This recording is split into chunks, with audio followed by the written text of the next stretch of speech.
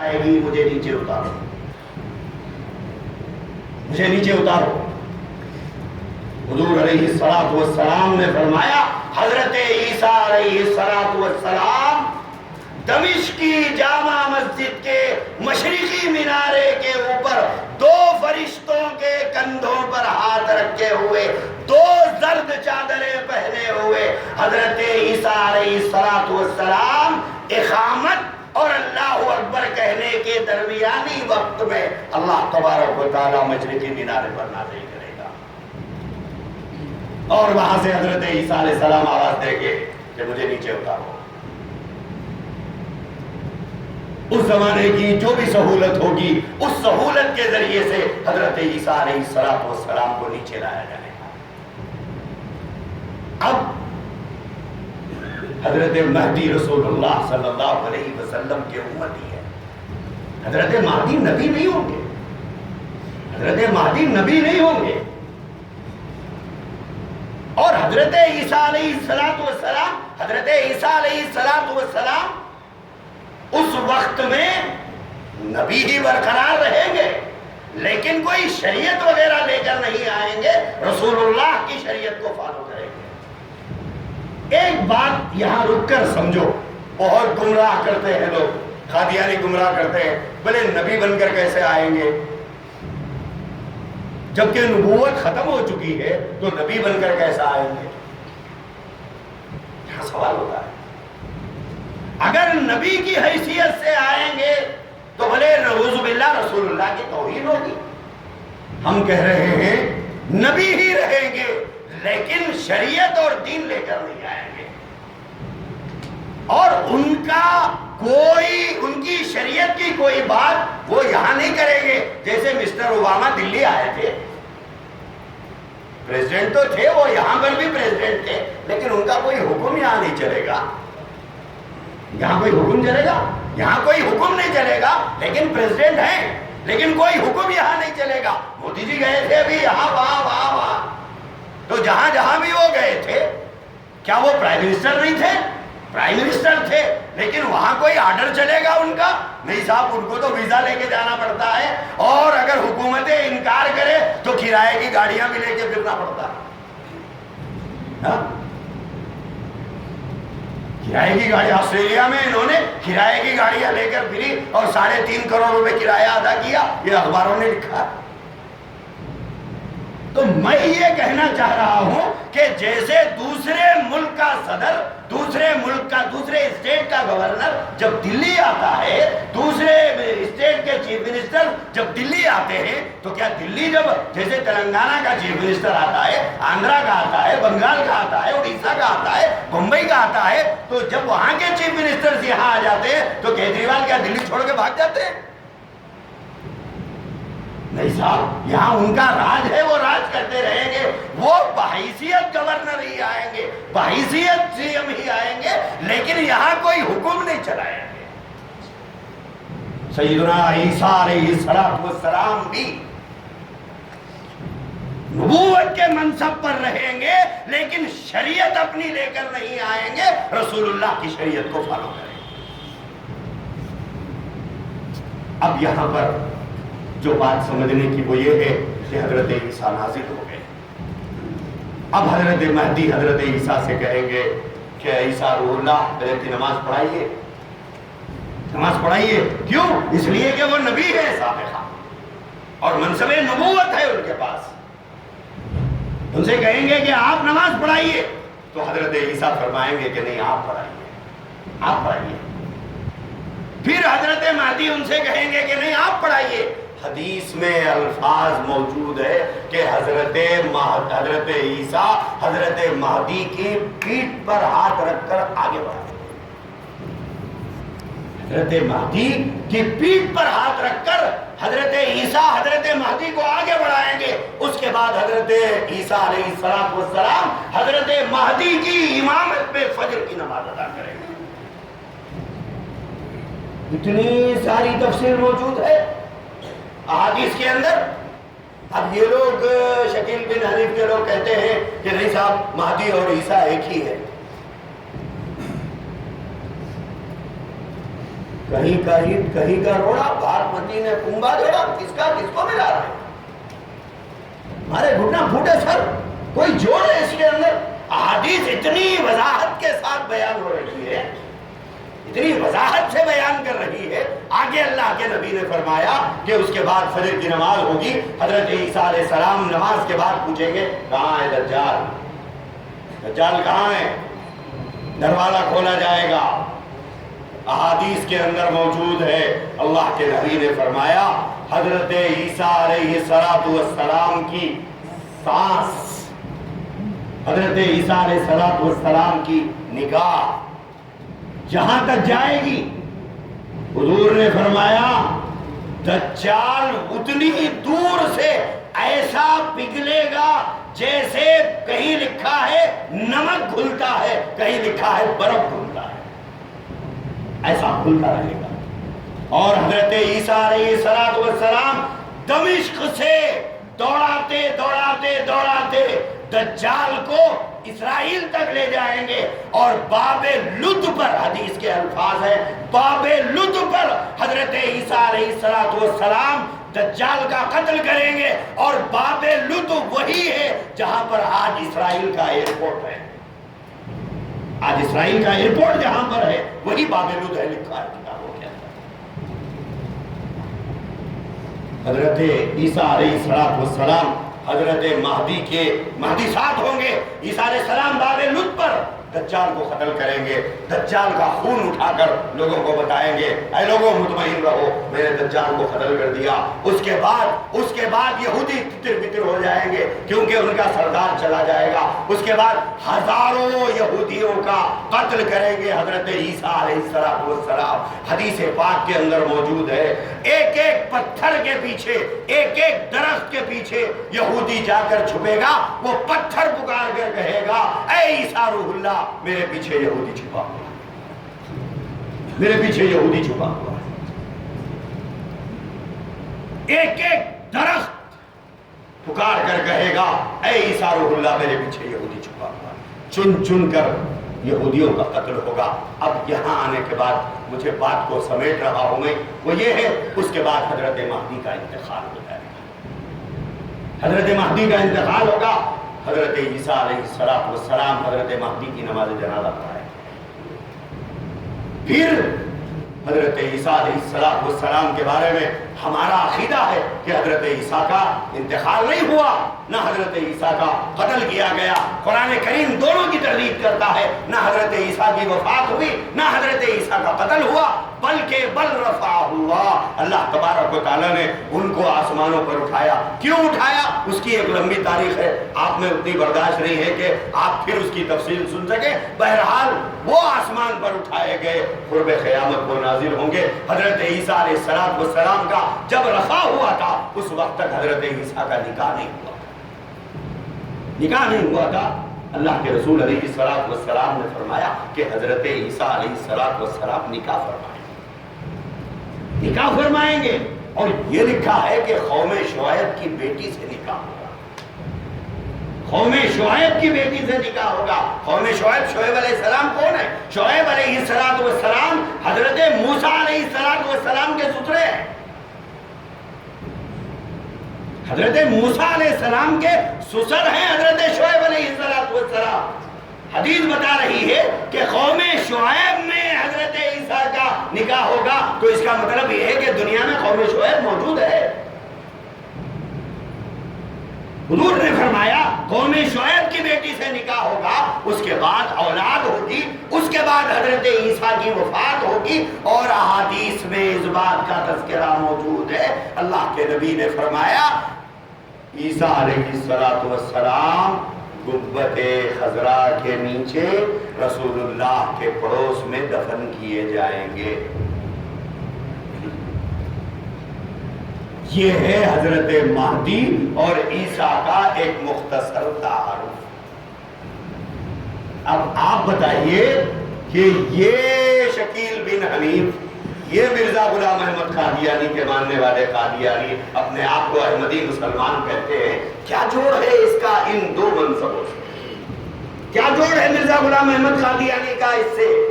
اور کیا جوڑ ہے شکیل بن حنیف کا اس سے. اور رہی بات شکیل بن حنیف کے بارے میں ان کے چیلے کہتے پھر رہے ہیں مہدی آ گئے مہدی آ گئے. ارے صاحب 2003 سے یہ چرچے ہو رہے ہیں. اب ان کے لٹریچر سے پتا چل رہا ہے کہ یہ 2003 سے دعویٰ کر رہے ہیں مہدی ہونے کا. ارے صاحب مہدی ہونے کا جب دعویٰ کر رہے ہیں تو اب تک مر جانا چاہیے تھا. مرے کیوں نہیں آپ؟ اس لیے کہ حضرت مہدی کی حیثیت سے ظاہر ہونے کے بعد بعض احادیث کے مطابق 5 سال یا 7 سال یا 9 سال کے اندر حضرت مہدی کا انتقال ہو جائے گا. اب 2003 سے 2016 آ گیا، 13 سال ہو گئے. یہ جھوٹا مہدی مرتا نہیں. سچا ہوتا تو مر جاتا، جھوٹا ہونا نہ مرنا خود اس بات کی علامت ہے کہ جھوٹا ہے. اگر سچا ہوتا تو مر جاتا، نہ مرنا اس بات کی علامت ہے کہ یہ جھوٹا ہے. تو میرے نوجوان بھائیوں آپ سے دو گزارشات ہیں. پہلی گزارش یہ ہے کہ آپ دین اسلام کی حفاظت کے ذمہ دار ہیں. آئندہ پیڑھی کو، آئندہ آنے والی نسل کو دین اسلام پہنچانے کی ذمہ داری اے نوجوانوں تمہارے ہاتھوں میں ہے، تمہارے کندھوں پہ ہے، تمہارے. اور تمہاری زندگی میں دین سے اس طرح کا کھلواڑ کیا جائے اور آپ توجہ نہ دیں تو کل تمہاری اولاد کو صحیح دین نہیں مل پائے گا. صحیح دین نہیں مل پائے گا. اگر ان ظالموں کی دکانیں ہم چلنے دیتے رہیں اور ان بدماشوں کے کارناموں پر آنکھیں بند کر کے خاموش بیٹھ جائیں، اپنی حمیت اسلامی غیرت ایمانی کا مظاہرہ اگر نہ کرے تو ان بدماشوں کی دکانیں ایسی ہی چلتی رہیں. اور دوسری بات، صبح سے میں یہاں دیکھ رہا ہوں نوجوانوں سے بڑا محلہ ہے، بڑا محلہ ہے. میں سمجھتا ہوں ہزاروں نوجوان ہوں گے. میرے عزیز بھائیوں، ان ہزاروں کے بیچ میں یہ دشمنان اسلام جو ہمارے رسول کی احادیث کو توڑ مروڑ کر پیش کر رہے ہیں اور ایک نبی کے منصب پر ایک الو کو لا کے بٹھا رہے ہوں اور امام مہدی کے منصب پر اس جھوٹے کو لا کے بٹھا رہے ہوں، اللہ کے نبی کے احادیث کی روشنی میں کیا ان دو منصبوں کی حفاظت کرنا ہماری ذمہ داری نہیں ہے؟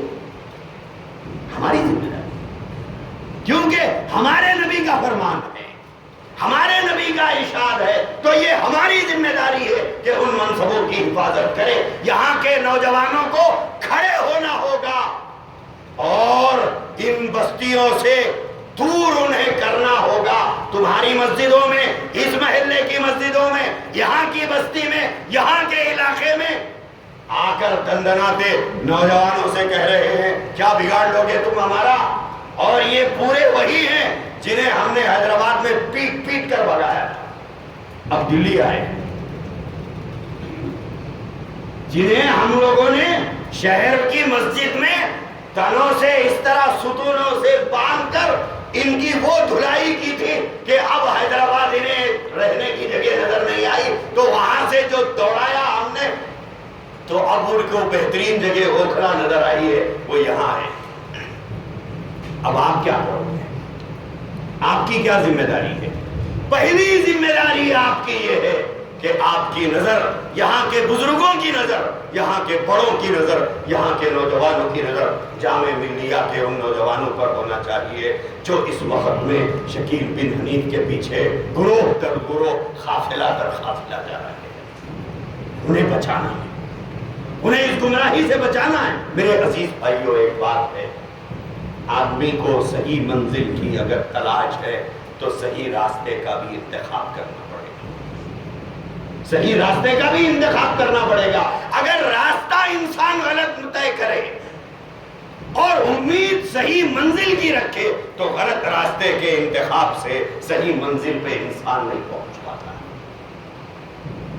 میرے بھائیوں، ہمارے یہ نوجوان بچے یہ جنت کی طلب میں، عیسیٰ سے ملاقات کی آرزو میں اور حضرت مہدی سے ملنے کی تمنا میں، ان کے ارادے غلط نہیں ہیں، ان کی تمنائیں غلط نہیں ہیں، لیکن انہیں ٹھگا گیا ہے، انہیں ٹھگا جا رہا ہے. جبکہ حضرت مہدی کہاں آئیں گے بیچارے ان نوجوانوں کو نہیں معلوم ہے.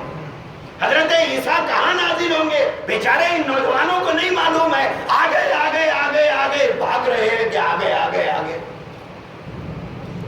ہمارے نوجوانوں کے اس بھولے پن کا فائدہ اٹھایا جا رہا ہے. لہذا میں عرض کروں گا آپ کی خدمت میں، ایک تو جامع ملیہ کے ان نوجوانوں کو بچائیے، یہ ہماری ذمہ داری ہے، ہمارے دامن میں ہے، ہمارے پڑوس میں ہے، ہمارے جوار میں ہے، یہ ہماری ذمہ داری ہے. اس ذمہ داری کو ہم بڑوں کو بھی اوڑھنا ہے، ہم نوجوانوں کو بھی اوڑھنا ہے. آپ کے محلے میں مجلس تحفظ ختم نبوت قائم ہے اور اسی مقصد سے، اسی طرح کے فتنوں سے نمٹنے کے لیے یہ مجلس قائم کی گئی ہے.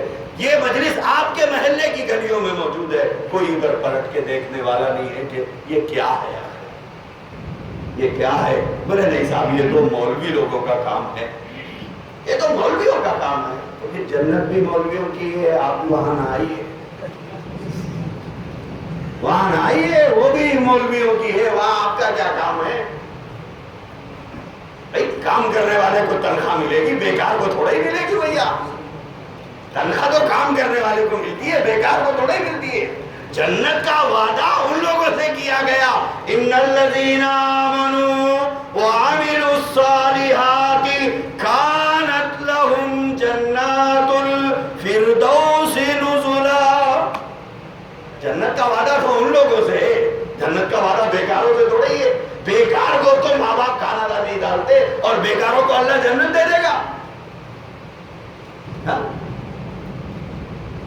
میرے عزیز بھائیوں، تحفظ ختم نبوت آپ کی بستی میں قائم ہے. یہاں نوجوان علماء بیٹھے ہوئے ہیں، آپ ان سے مربوط تو ہو جائیے، ان سے پوچھئے کہاں ہے وہ مردود، کون کون ہے وہ جو ہمارے نوجوانوں کو بھٹکا رہے ہیں. نخار خانے میں طوطی کی پکار کس کام کی؟ اتنا بڑا محلہ اور اتنی بڑی بھول بھلائیاں.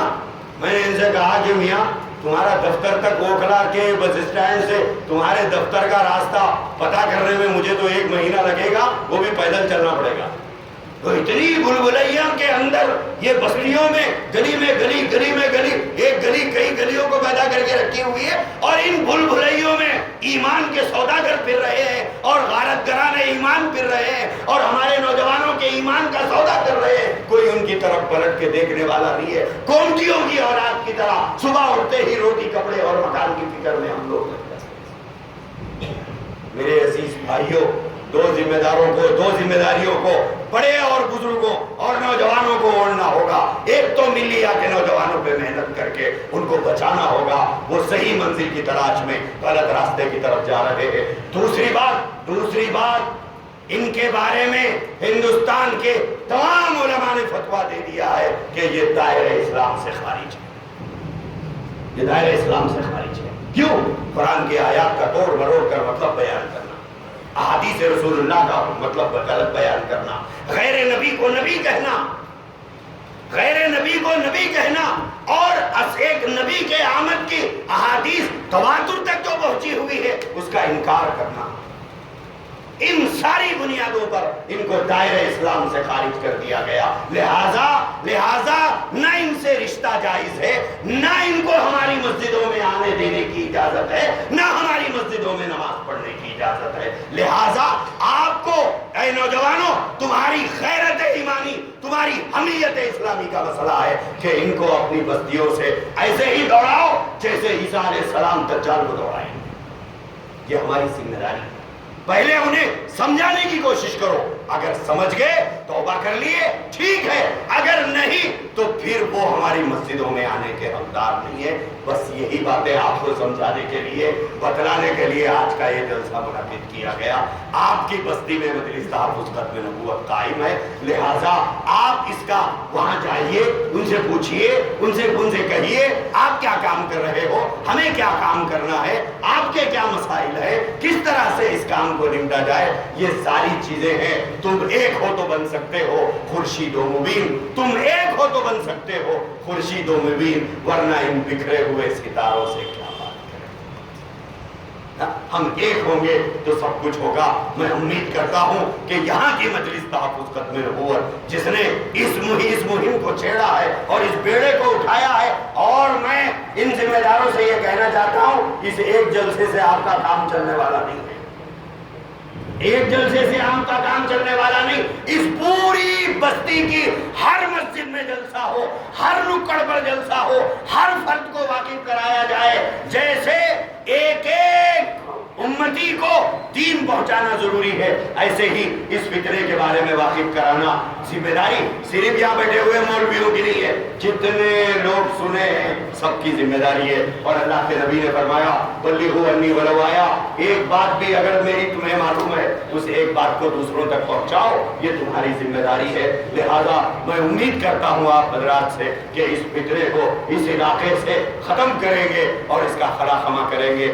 اللہ ہم سب کو دین کی حفاظت کی اس مہم میں اللہ قبول فرمائے اور ہماری زندگیوں کی محنتوں کو، ہمارے محنتوں کے بدلے اللہ ہم سب کو اپنی رضا اور رسول اللہ کی شفاعت، اور اللہ تبارک و تعالی ہم کو اور ہمارے ماں باپ کو جنت الفردوس میں اعلیٰ مقام عطا فرمائے، اور خدا تعالی ہم سب کو اپنے دیدار سے مشرف فرمائے. وآخر دعوانا ان الحمد للہ رب العالمین.